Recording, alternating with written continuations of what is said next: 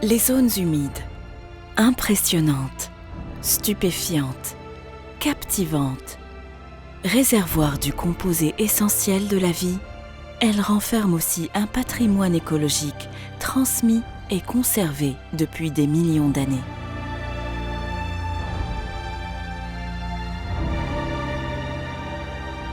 Différentes de par leur forme et leurs emplacements, elles abritent plus de 100 000 espèces d'eau douce et constituent un espace vital pour la nidification et la migration de plusieurs espèces d'oiseaux. Ces zones regroupent des écosystèmes tellement complexes qu'une majeure partie des mécanismes responsables de leur fonctionnement reste à découvrir.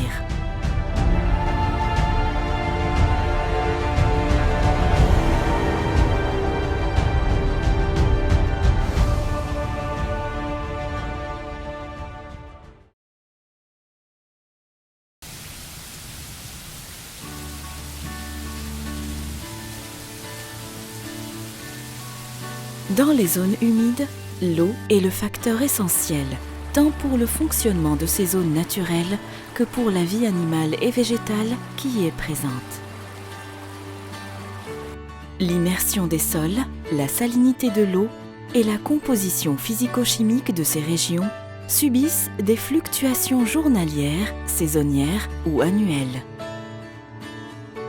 Ces variations dépendent à la fois des conditions climatiques, de la localisation de la zone au sein du bassin hydrographique et du contexte géomorphologique.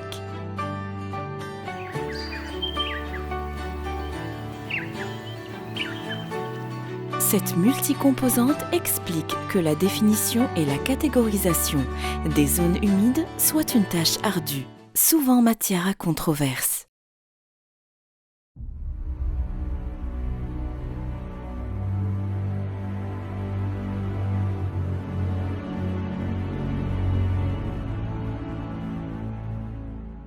Les zones humides offrent aux êtres vivants végétaux et animaux des conditions environnementales nettement plus difficiles à supporter que celles rencontrées dans les milieux terrestres ou aquatiques.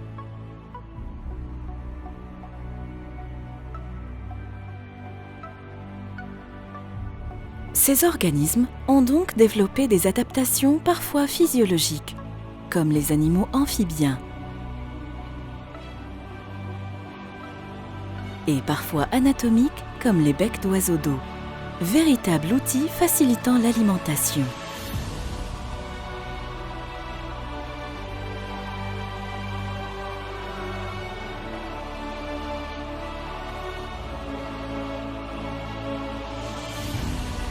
De la même manière que certaines zones humides passent souvent inaperçues dans notre quotidien, alors que parfois nous vivons à côté, certaines espèces d'animaux que nous connaissons dès notre jeune âge ne peuvent survivre sans zone humide, à l'exemple des libellules. De certains groupes de papillons dont la survie est directement rattachée à la présence de milieux humides spécifiques. Et même les araignées préfèrent ces zones, pour peu qu'on consente à y prêter attention. Depuis son adhésion à la Convention de Ramsar, l'Algérie s'est engagée à préserver ses zones humides. Aujourd'hui, l'Algérie compte 50 zones humides d'importance internationale. L'Algérie totalise donc une superficie de 2 991 013 hectares, inscrite sur la liste de la Convention de Ramsar. Les zones humides algériennes, à l'instar des zones humides méditerranéennes et les zones humides au niveau mondial, sont des écosystèmes particuliers, fragiles, sensibles et remarquables par de nombreux aspects. Mais aujourd'hui, les services et les bénéfices économiques, sociaux et culturels que la société peut tirer de ces zones humides sont d'une extrême importance. Par ailleurs, le ministère chargé de l'Environnement a lancé en 2009 l'étude du cadastre des zones humides, qui a permis de recenser pas moins de 1700 zones humides, dont 526 ont été géoréférencées et cartographiées. Celles-ci comprennent 280 zones humides naturelles et 246 zones humides artificielles.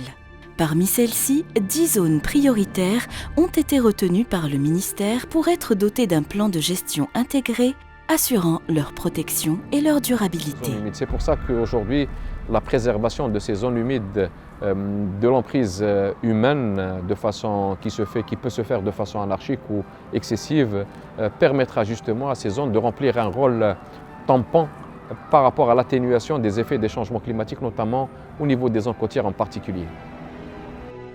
Aujourd'hui, les zones humides connaissent une régression en raison des perturbations physiques telles que les sécheresses, les inondations, le drainage, la dégradation de la qualité de l'eau par eutrophisation ou par la pollution chimique. Autre menace, la présence des espèces envahissantes. Certaines activités anthropiques telles que le braconnage, l'extraction de sable ou encore la coupe de bois. Il ne faut pas oublier un autre phénomène particulier qui est la désertification. Celui-ci menace de nombreuses zones humides situées dans la région des steppes, mais aussi les zones qui sont plus au nord. Ces espaces naturels ou semi-naturels rendent de nombreux services à l'homme, tout en étant les garants de son avenir.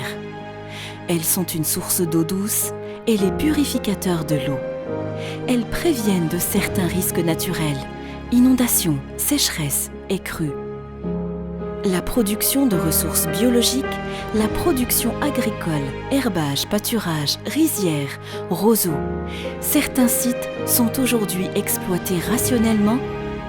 Il ne faut pas oublier les valeurs culturelles, touristiques, éducatives et scientifiques de ces milieux humides.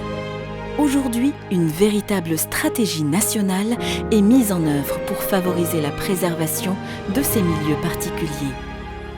Ensemble, nous devons mieux connaître ces milieux et par la suite agir pour protéger et préserver ces zones, qui seront un héritage que nous léguerons à nos générations futures.